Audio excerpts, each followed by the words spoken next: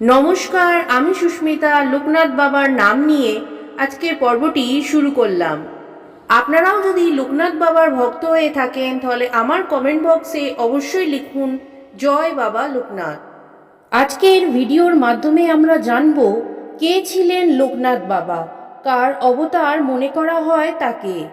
যদিও বাবার জন্ম জন্মাষ্টমীতে, কিন্তু লোকনাথ বাবাকে শ্রীকৃষ্ণর চেয়ে বেশি করে মহাদেবের সঙ্গে সমকৃত বলে মনে করা হয়। তাকে শিব লোকনাথও বলা হয়। এর কারণ কি রয়েছে এক অসাধারণ কাহিনী, জেনে নিন।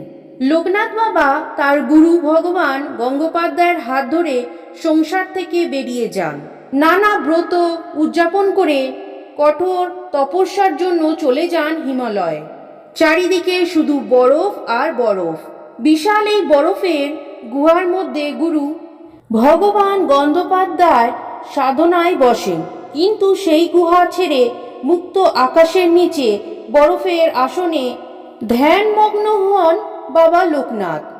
দিন, সপ্তাহ, মাস কোথা দিয়ে সময় চলে গিয়েছিল তা কেউ বুঝতে পারেনি। বরফের মধ্যেই ধ্যানমগ্ন লোকনাথের শরীর ঢেকে যেত, যা গুরুদেব বরফের গুহার মধ্য থেকে দেখতেন।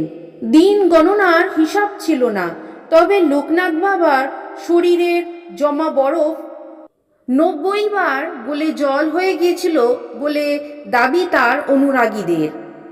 আর এইভাবেই গুরুদেব বুঝেছিলেন তার 90টি বছর পার করে দিয়েছেন। এরপরই ঘটল সেই অবিশ্বাসনীয় সেই ঘটনা। পাহাড়ের গা বেয়ে ভোরের কাঁচা রোদ এসে পড়েছে বাবা লোকনাথের সিংহাসনে। বরফের গুহার ভেতর থেকে গুরু ভগবান গঙ্গোপাধ্যায় উঁকি দিয়ে দেখেছিলেন সিংহাসনে লোকনাথ বাবা নেই, সেখানে বসে আছেন দেবাদিদেব মহাদেব। গুরুদেব ভাবলেন, তাহলে কি ভুল দেখলাম? এরপরই তিনি বরফের গুহা থেকে বের হয়ে দেখেন সিংহাসনে বাবা লোকনাথই বসে আছেন। পর মুহূর্তেই দেখেন সেখানে আবার লোকনাথ বাবা নেই, বসে আছেন দেবাদিদেব মহাদেব। গুরুদেব বুঝলেন বাবা লোকনাথ সেদিন সিদ্ধি লাভ করেছেন। তিনি গুরু হয়েও প্রণাম করলেন শিবকল্প মহাযোগী বাবা লোকনাথকে। আর এরপর থেকেই লোকমুখে প্রচার হয় শিব লোকনাথের কথা।